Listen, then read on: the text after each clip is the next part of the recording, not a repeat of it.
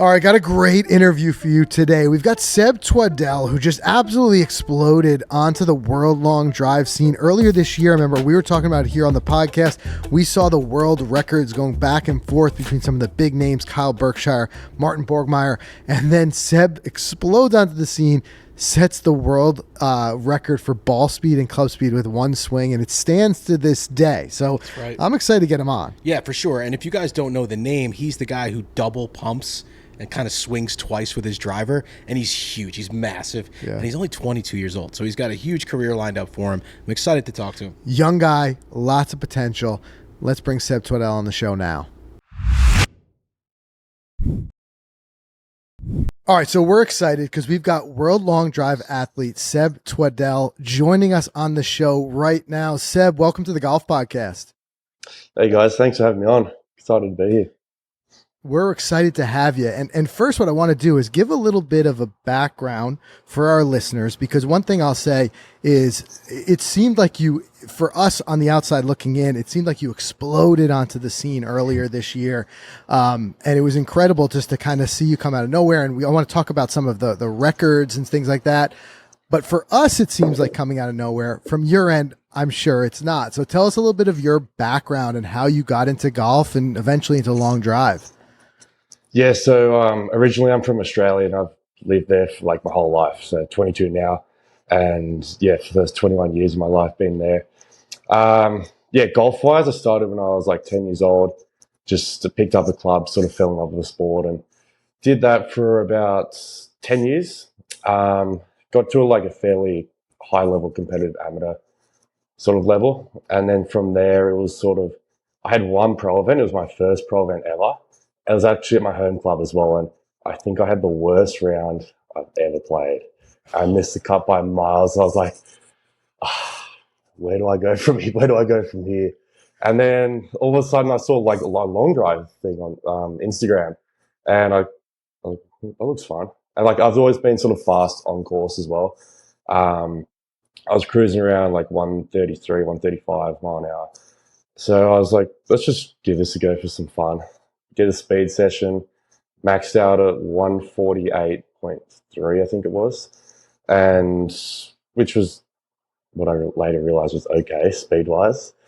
And yeah, from there, I literally, same thing as golf, fell in love with the sport. And it was from that session, March 10th of last year, where I like committed to become the best in the world and doing everything I can to achieve that, win titles, win world championships. And yeah, here we are today. And now is all of your focus into long drive, or are you still retaining a piece for golf more traditionally, competing in professional events outside of long drive, just in traditional golf tournaments, or is it all focused on long drive now? Yeah, just long drive now. I have like experimented doing like a bit more golf, and I've just found I just get into bad swing habits. Like the swing gets shorter, and then you're practicing at those slower speeds as well, which is probably not the best thing in terms of speed gains overall for the sport of long drive. So it's one of those things where I feel like it's pick and choose, and yeah, you prioritize one over the other. And long drive seems to be the better option for me, anyway. And I want to talk about this. Like, it's becoming so popular now. I'm just seeing it's like your trademark, the double pump. We're gonna talk about that in a sec, but I gotta ask you about. I got to about regular golf. What's your game like off the World Drive? Because I've only seen you just smash golf balls. And before we talk about I want to give the audience a little bit of a back. You were talking about a record, Frank, before. When you exploded on the scene, there was kind of like a back and forth going on with like Kyle Berkshire, Martin Borgmeyer, and there was a speed record, there was ball speed, club speed, and then you just showed up, like Frank said, and you just blew it out. What were those numbers? Tell our audience, what were those numbers, and do they still hold? Have you done better than that? Has anyone beat those since? Yeah, so I've got the ball speed world record at 240.8 mile an hour, and then the club speed record at 169.6. So that was a crazy week for the sport of long driving speed. Like there was Kyle, Martin, and also Ryan Gregnell. Like everyone was going back and forth. Like it seemed breaking the record like every day. And then it was actually my last session before flying over to the States to do event 2 here, and I knew I had to do it then, otherwise someone else would do it, or I just wouldn't be able to do it. And then, it just clicked towards the end of the session, and those two numbers popped up, and And you always try to just keep beating it in your sessions? That's literally exactly, just keep beating it. Whatever number comes up, you're just trying to get that 1 mile an hour quicker and just keep that sort of like progression going throughout the session and just max out as high as you can. Yeah. And what I find so cool about it is that there's so many great, talented guys in long drive now that I feel like it elevates the entire thing, because you guys have like this friendly kind of competition. And I think when you do have guys who are pushing each other, it kind of helps elevate the record in general, instead of it was just one standout guy who was the only guy doing it. So I think that that's really cool. But what makes me wonder is, do you feel like, is there like a ceiling to this when it comes to, ball and club speed?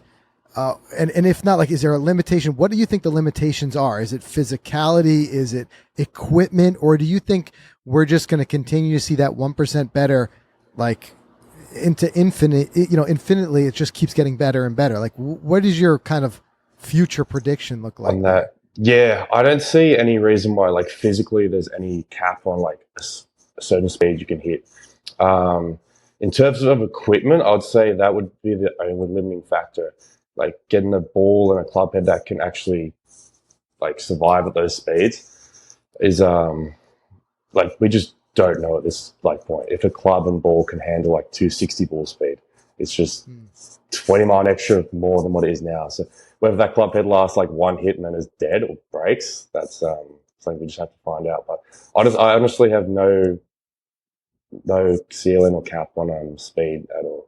I feel like you can just keep getting that 1% better, and it's and yeah, like you said, all the talented players now coming through, they keep pushing that, and you got to get better because you don't want them to catch up to you, and it just keeps fueling that sort of competitive edge, and speed just keep getting higher.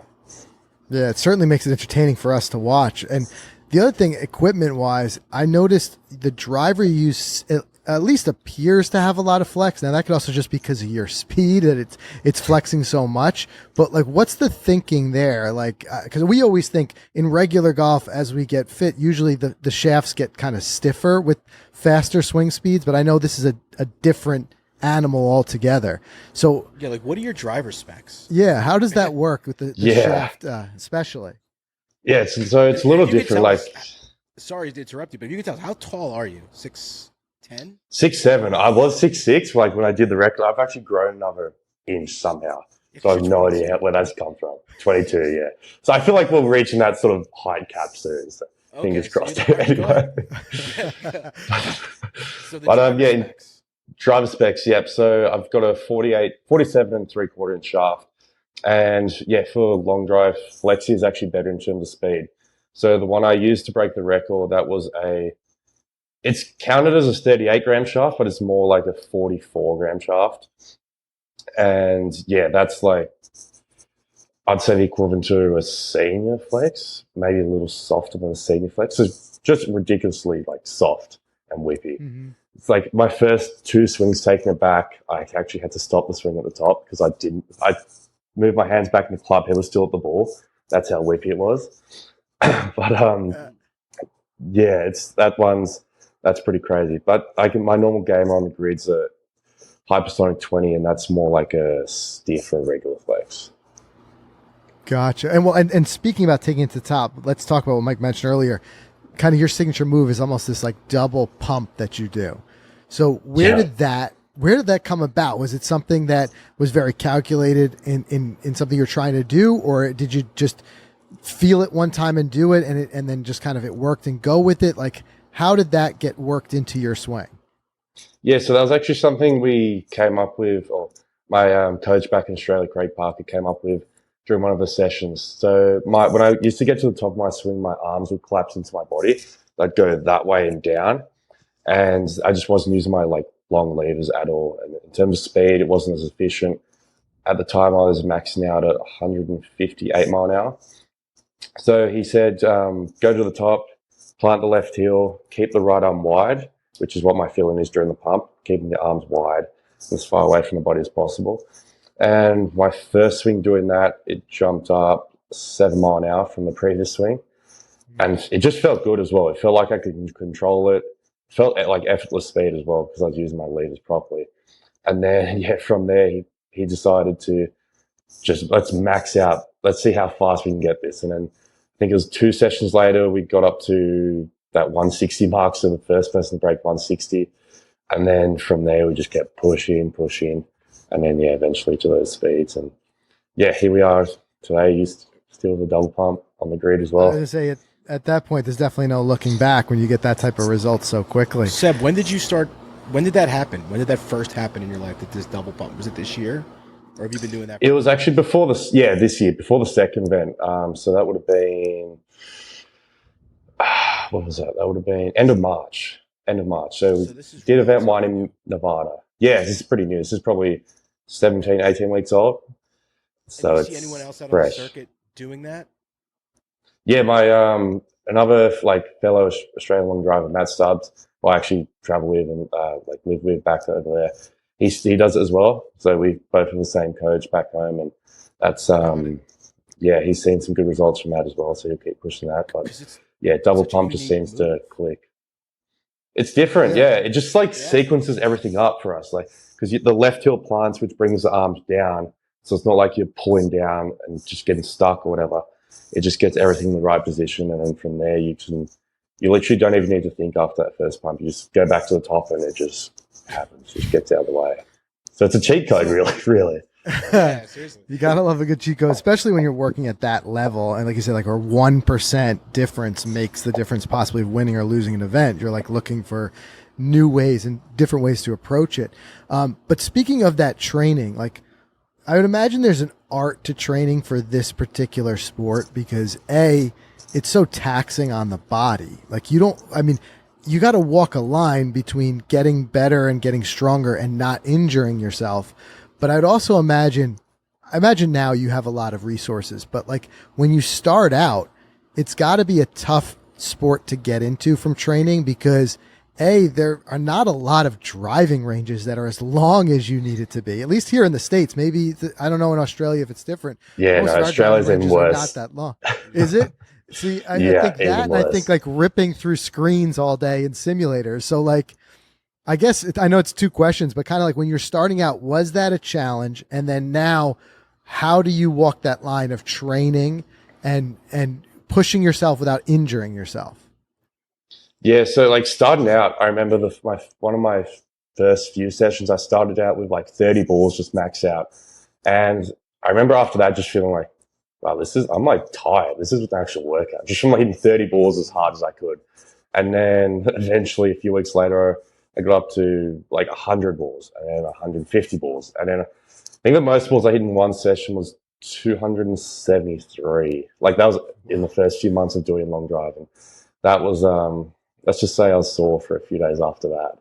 But and then after that, I actually moved up to the Gold Coast. So originally from Sydney, moved up to the Gold Coast in November last year to live and train with Matt Stubbs and coach Craig Parker up there. And while we're up there, long drive sessions we did four a week. And those first few months of the off season were really just technical stuff, trying to ingrain certain patterns. And then as we got closer to the first event, we started pushing speeds more, and that was the focus. So in total 4 long drive sessions a week, 2 hours of recovery each day. And then on top of that, there was during the off season 5 gym sessions a week as well. And then daily mindset work with our mindset coach, Bradley Charles Stubbs back home. So there's a lot of, we treat it as a full-time job and commitment. So in total it was 60, 70 hours a week during that off season. And everything's just planned out just so you keep progressing. Like you said, don't get injured, and just having the team around you who knows who are the best in their field to look after you and make sure you're doing the right things is, huge. That's, I would imagine so. And I see, at least from watching on social media, I see you traveling a lot. Is that largely for long drive, or is there other reasons you're traveling? Are you for I know you're even doing some stuff of I guess you want to call it content creation for social media and things like that, but it seems like you're living on the road a lot. Is that true? It is, yeah. So I'm pretty much living out of a suitcase. Whatever I have in there is what I actually have. But always on the road. It's I actually just got back from London a few days ago just to reset the visa, which was fun leaving the country for a week, coming back and doing that with the girlfriend, which is nice as well. Spend time with her over there.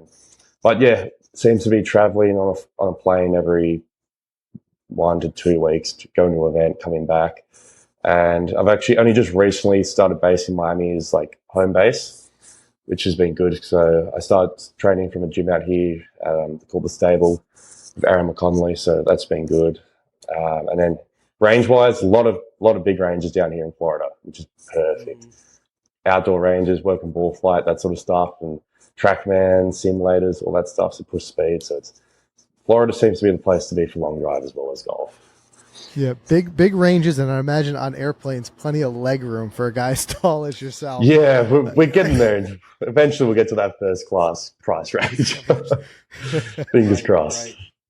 So is that the ultimate goal? Speaking of that, like financially, like this path, is it a combo of the social media growth, the world long drive? You want an event. For me, I don't even know what that type of stuff pays someone like you, that event out in Mesquite. So is that the ultimate goal, or is there more to it for you? Yeah, that's the end goal pretty much for me. Just getting that number one in the world and world championship titles, all the titles, and just being known as one of the greatest players of all times. And yeah, financially now I can see that being an option, doing that full time. So with World Long Drive just coming back into the scene, not this event, the event after is actually the first one that's going to be televised again in Tennessee, so which is awesome. So from there on, each event's going to be televised, which is going to be just huge for the sport of long drive. And so a few exciting things coming next year in terms of behind the scenes stuff, which will just keep growing the sport even more and get bigger sponsors in, which is good for everyone. More viewership, more sponsor dollars, so players can do this full time. And yeah, it's just that cycle where it just goes. But yeah, right now it's sort of it's been like a grinding out these first few start of the season to those televised events where the purses are a bit bigger. It's like that sort of investment into that later part of the season. Right. Yeah, and I was going to ask because, I'm glad to see some more televised events. I think the proof is there that there's interest from the viewers, especially when it comes to like the World Long Drive Championship, and it's been seemingly growing every year. But since they're not all televised, I don't have a full grasp on the schedule. So what does that look like? How many events are you competing in like each season? Yeah, so this year there's been a total of, I believe it's 11 events under World Long Drive. 10 or 11. All over the world? No, these ones are all in America. Yeah, these ones are all the stateside. I did do one event in Germany, what was that, start of April, but that was under a different federation. So World Long Drive Federation is the main and the sort of, the big boss when it comes to that sort of stuff. But so what does your in terms schedule of look like now, like the next couple of months, where are you headed? I've got an event up in Utah in 2 weeks, and then got a quick photo shoot with one of my sponsors, Ripstick, and then we head down to Tennessee again for that first televised event, and then after that, there's a few weeks between mine in California, and then after that is World Champs in October. So that'll be in Atlanta this year, which will be good. And so it's really much just trying to peak for that late event, World Champs, and which is the biggest event of the year and the most prestigious title as well. No, I don't believe so. He's I'm pretty sure he's focusing just more on normal golf at the moment. I haven't seen or heard much about his speed training or what his plans are in terms of that. But he still swings it crazily quick. Yeah, which is impressive. No doubt. And for someone, Bryson made me think of this. For someone who has excelled at the game of golf and at long drive, for our listeners who are, maybe not going to ever themselves get into long drive, but are playing golf regularly, like what's something that they can maybe learn, or what's something maybe that you've even learned in long drive that you feel like is more broadly applicable to golf? Like, is there a certain amount of speed training that you would suggest to regular golfers, or is there some takeaway where one can kind of help the other, one talent can help the other? Yeah, I feel like they both can help each other in certain ways.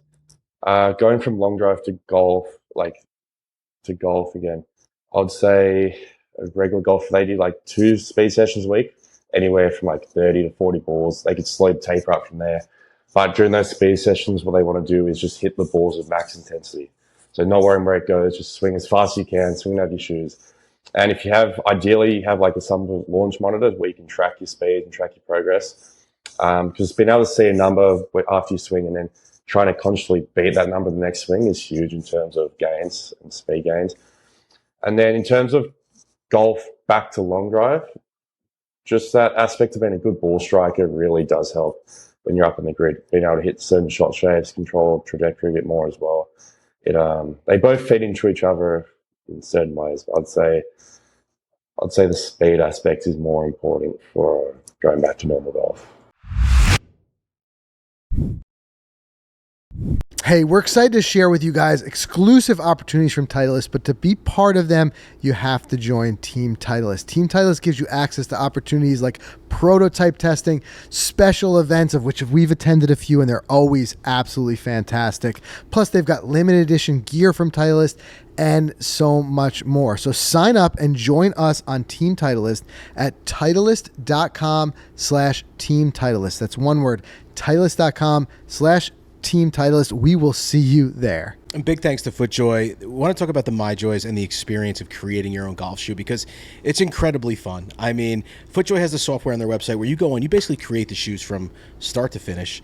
And you show your style with a wide selection of premium leathers. The custom options that they have are endless.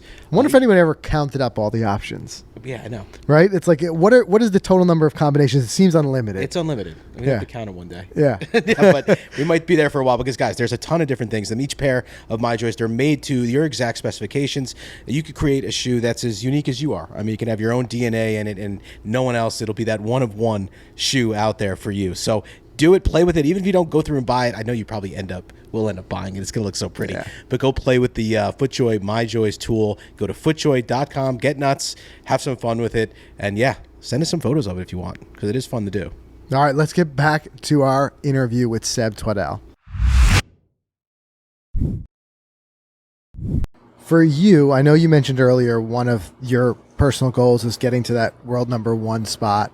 Do you have any other goals that you've set for yourself in the near term? Is there a certain ball or club speed goal that you're chasing after? Is there a certain distance, just drive that you want to hit that you feel like would be like that next big level that you're looking to achieve?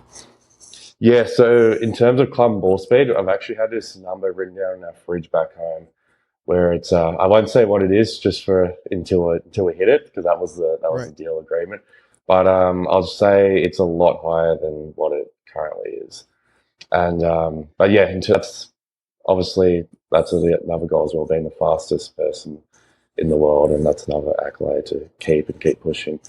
But yeah, right now just long drive and doing all those things is my like the one goal I'm focusing on. Just do all that now and keep pushing that, and then we'll worry about the rest after. There's one thing, Seb, I got to ask you, though, is I'm sure people have asked you, you don't double pump on the course, do you? I do with driver. I do with my driver. I can't say I do with my irons. I tried it once, does not work at all. So do not do it with irons or wedges. Just stand and chunk every shot. Yeah, it's brutal. Yeah. But no. On course is actually really good practice for long drive. I've found that. Take the long drive out, double pump. I don't even have a 3-wood. I don't even have a set of clubs over here. I just borrow a set. Like it's traveling with a set of irons and a putter really weighs the bags down, so it costs a little extra. So let's just use 10 drivers in the bag and keep that. Exactly. Yeah. But realistically, like when you do travel, how many drivers do you normally travel with for a competitive event? I carry around right now in my bag. I've probably got 15 different shafts, and I've only got 4 heads at the moment. I do need to put a new order in for heads. With my guy Chris, Apex Golfer over in Hawaii. He looks after us with shafts and club heads. So need some freshies. The ones we've got now seem to be a bit worn out and dead. So get new ones, get the ball speeds up a bit, and push it. How long does like a driver head traditionally last you? Before, like I know you were saying before, like we're on that cusp of maxing out equipment and breaking them. Like, does it last you, like, do you have a certain number of balls you feel like at that point you just retire it, or how's that work? Yeah, I was actually speaking to Chris about this the other day. It's we started to agree on after around 300 to 500 hits, that's when the heads start to get a little flat. So that bulge and roll just goes down a little bit, and you might see ball speed start to drop, dispersion rates start to increase a little bit. And then after a certain point, it just goes like flat. Actually, I haven't cracked a calorie head yet. It just goes flat, and the ball speed is they're just lower. I'd have anywhere around that 300 to 500 hit mark. We turn them into training heads, and then we'll keep, say, fresh heads for competition or ball speed or speed sessions and that sort of stuff.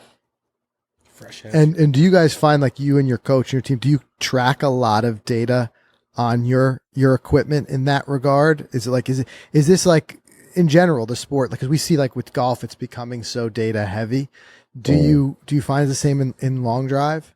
For sure, yeah. So I actually keep like a hit count on each head, so you know exactly how many hits it's had. We've got the weights and like how the lie angle, the loft of each head is well written down, so we can see if certain ones last a bit longer, if certain ones feel a bit better, work a bit better, that sort of stuff. But yeah, and in terms of data as well, even back in training back home, we'd track every shot on the TrackMan. So you'd have that number for every single shot you hit. And then we also had every single swing on video. So somewhere out there on the cloud, there's a huge storage of swing videos from those 6 months of the off season. I can imagine. Taking up an enormous amount of space. Yeah. I was gonna say, talk about storage space. I can only imagine. Well, listen, Seb, we appreciate you taking the time to come on the show today. It's been a pleasure kind of getting to know you and talking about that, how you train and stuff. And we wish you the best of luck for the rest of the season, and really looking forward to seeing you out there performing, as you mentioned, more of these televised events. And I think it's just so cool to see what you're doing. I think it's a great moment for us as fans to watch it, because the sport has really been growing in popularity, but also the competition has gotten so great with all the guys we mentioned earlier, and like yourself. It's just it's fun to watch. So appreciate you coming on the show, and wish you the best of luck in the season. Yeah, no, thank you. Thanks for having me on. Enjoyed it.